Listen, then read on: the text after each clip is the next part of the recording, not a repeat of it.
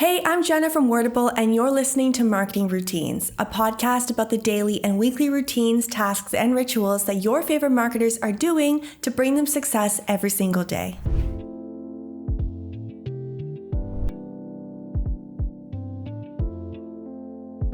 Welcome to the Marketing Routines podcast. I'm Jenna Potter from Wordable, and today we have Blake Emal on the podcast to talk about his daily habits and routines as a marketer.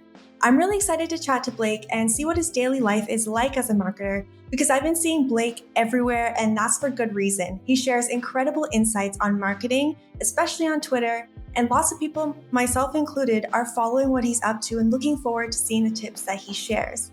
Blake's the CMO at Copy.ai, which is exactly how it sounds. It's a tool that uses AI to write your marketing copy for you. They've been growing really fast and building everything in public so you can see for yourself how things are going.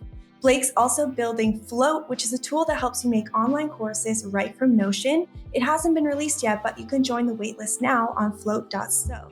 So Blake clearly has a lot going on. He's consistently putting out top quality content on Twitter. He's the CMO of a very fast growing company, and he's building his own project all at the same time.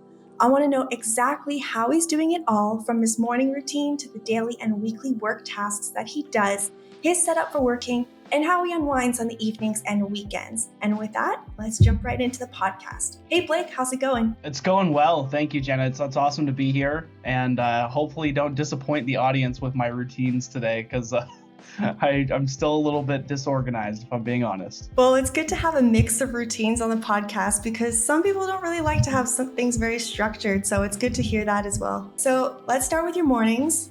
What time does your alarm go off in the morning, and do you have a set morning routine that you follow? Yeah, so I don't use alarm clocks. I just wake up when my kids tell me it's time to wake up. So I have 2 kids and then another one on the way. So my morning routine is very much just tied up in making sure that that's all okay. It's not so much about me at this point.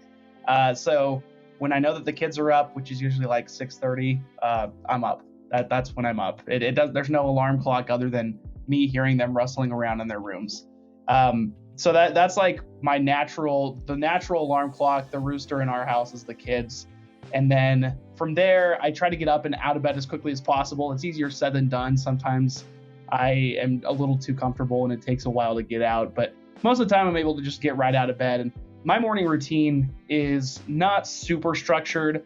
I do have time for like meditation, prayer type stuff. I do have time I walk the dog every morning, or I try to.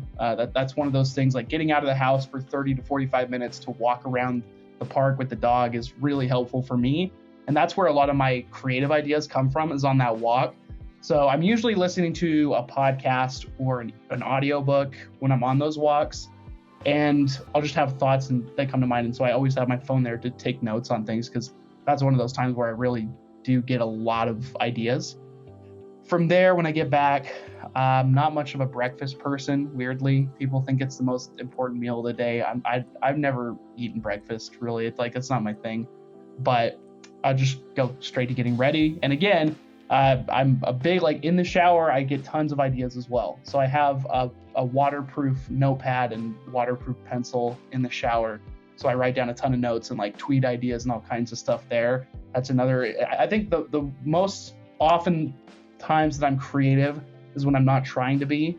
I think that's a big theme for me. So when I put myself in everyday places, or I'm just driving in the car, walking the dog, that's where I'm most likely to actually come up with creative ideas, instead of in a moment where I'm expected to be creative. It's less likely to happen in those moments for me. So I really use the mornings as just a chance to do things totally unrelated to my work, so that I can actually start thinking about all kinds of creative ideas to bring into my work. And then from there, I'll just have all these random notes that I have to compile and organize when I sit down. I love that you use a waterproof notepad in the shower. I've never heard of that. That sounds amazing. Sounds like exactly what everyone needs, because you get the best ideas in the shower. Yeah. Oh yeah. Every day. I 3-4 every day.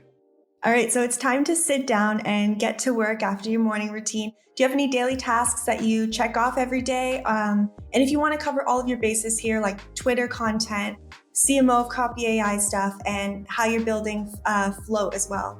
Yeah, so I don't do daily planning, I do weekly planning, and then I break it out from there. And so the system that I'm using, I call focal points. And so every single week I'll have my focal points document open in Notion.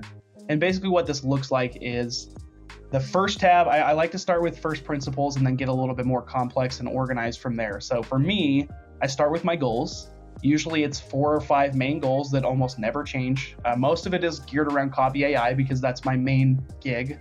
So yeah, I've got Float, I've got Twitter and everything, but Twitter really promotes everything for me. So like it is very much a Copy.ai initiative. It's very much a Float initiative as well. And so that's just part of my workday. It's not really a separate thing at this point. But with Copy.ai, that's definitely the main area. And so most of my goals in my focal points document are based around Copy.ai.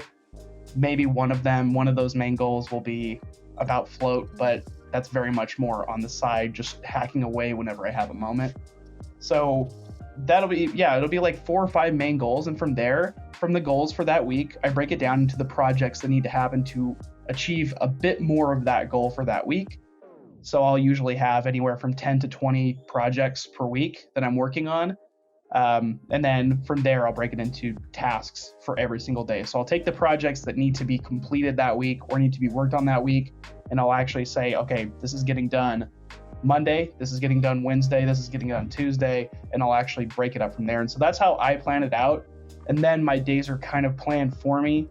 A lot of it also is based around meetings. So you can imagine that I have a lot of meetings going on, whether it's Copy.ai, hiring, working on Float, which, not a lot of meetings on Float, honestly, just working asynchronously on that with my co-founder. But and then podcast interviews like this, there's all kinds of stuff that comes up on the calendar. And so a lot of the day is based around who am I meeting with today and how much time do I have for deep work and things like that. So I do try to have a couple of hours of focused deep work every single day as well. But again, it really just stems from that weekly planning that I try to do either Sunday night or early Monday morning. And then the rest of the week should be planned from there, and I shouldn't deviate too much from it. And do you have any systems or tools that you use, like project management tools or calendar tools that you use to organize all of this? Yeah, it's a pretty boring system, honestly. I use Google Calendar as my calendar because all my team members are on there, and so it's just really easy to see. For booking stuff, I use SavvyCal. It's just like Calendly. There's some features in there that I like a little bit more, and so I use that for external booking and when I'm doing outreach and things like that. And then Notion for everything else. So in Copy.ai, we use Notion for everything. We write all of our memos in there, all of our meeting notes, tasks, everything. And so my whole life is in Notion, basically at this point, for Float, for Copy.ai, for even my Twitter stuff that I'm creating. I write a lot of the threads out in Notion. That's the core system that I use because it has everything in there.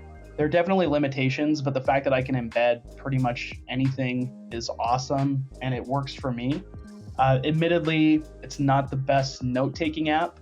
It's definitely it's better on the organization side. So when you actually have your thoughts compiled, it's really good at taking those things and formatting them and putting them where they need to be and creating databases and all that. So that's how I use that.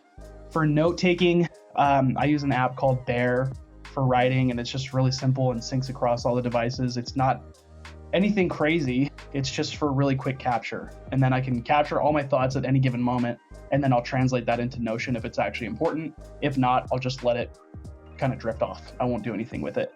So that's really the system that I use for everything. It's not crazy complicated. I try to keep it to a minimum, even though I try everything out.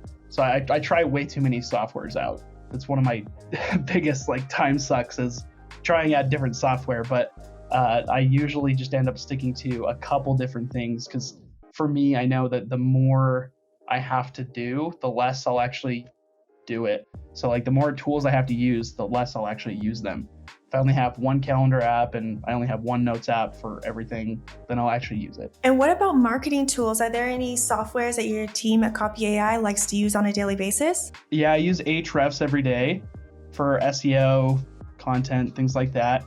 That's been my go-to tool for my whole career, basically, up until this point. So I really like Ahrefs. We don't really use traditional email marketing tool. We have customer.io, which is a little bit more technical. And I hadn't used it before coming onto Copy.ai. So that's the tool we use there.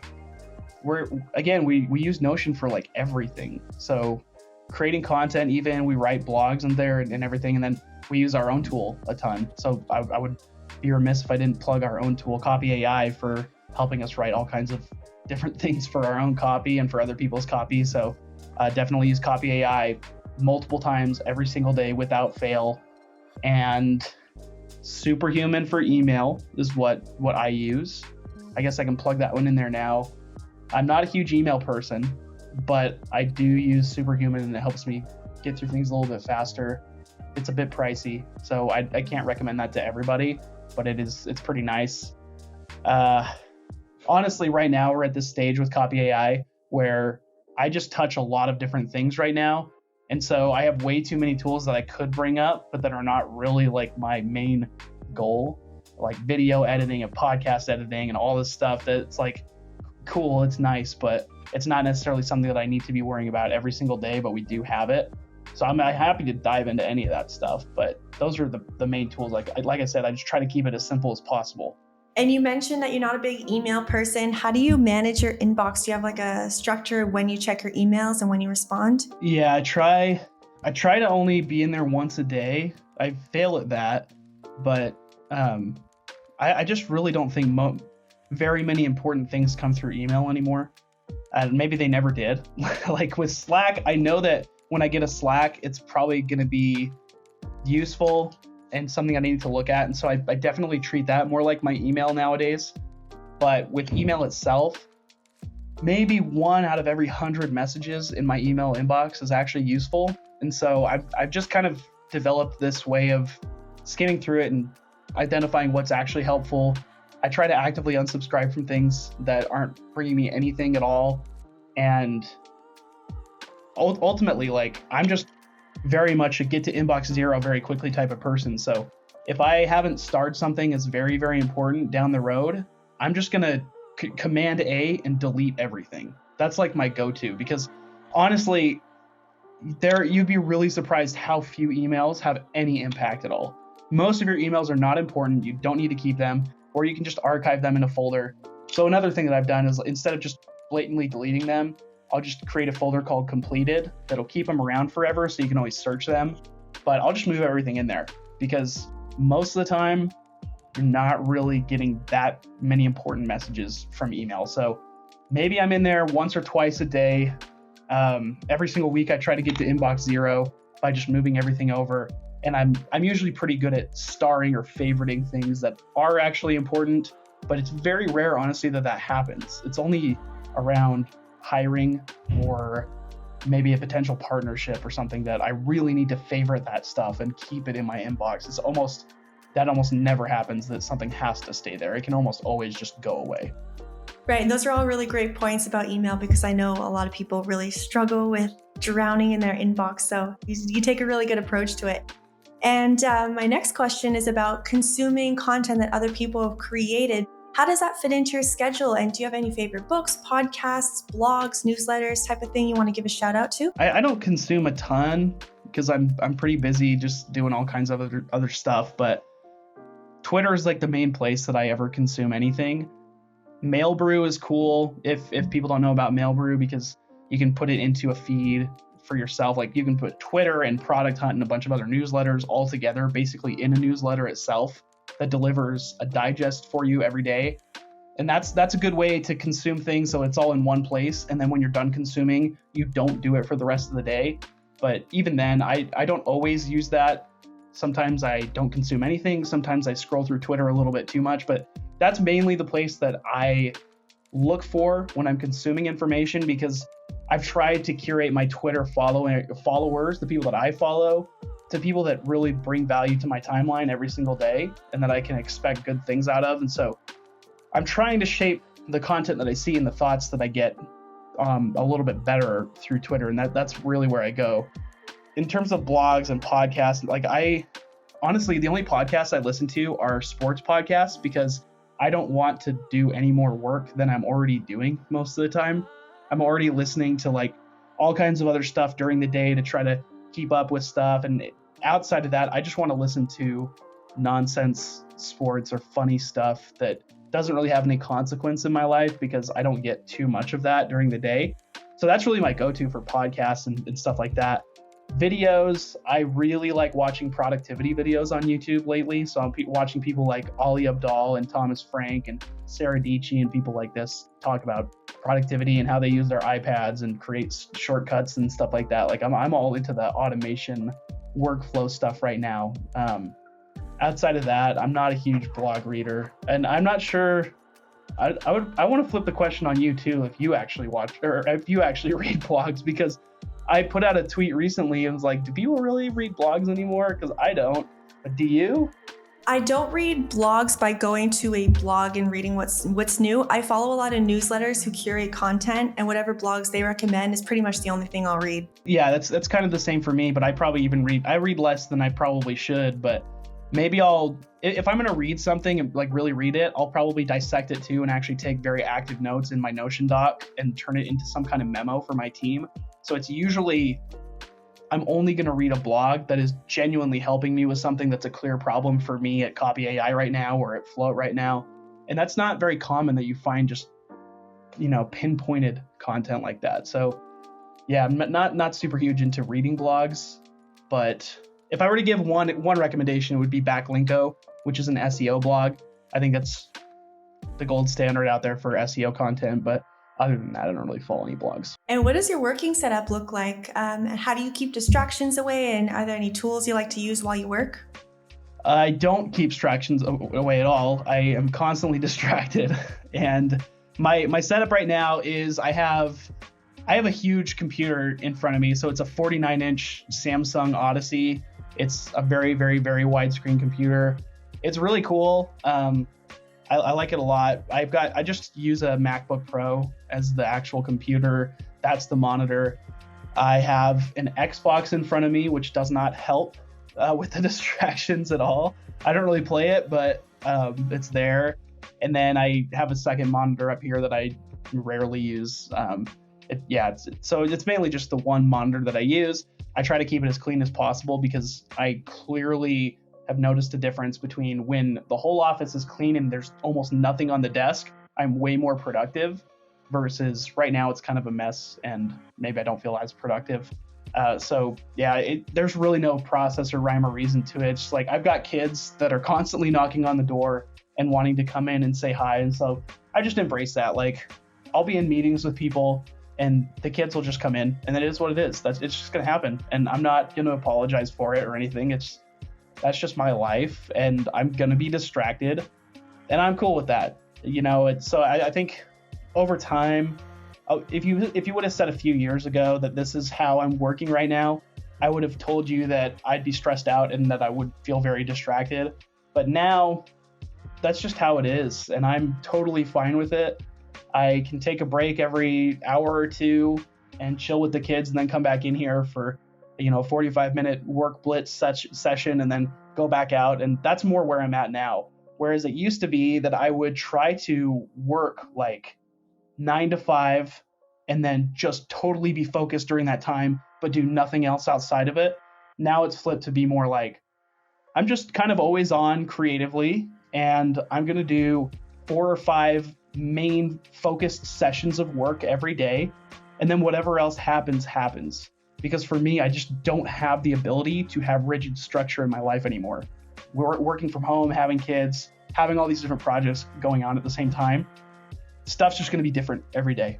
So I've just embraced it. And what do your evenings and weekends look like then? Because you mentioned that you're pretty much always on creatively. Do you dabble into work in the evenings and weekends as well? So directly after work, it's total family time. I'm totally off at that point.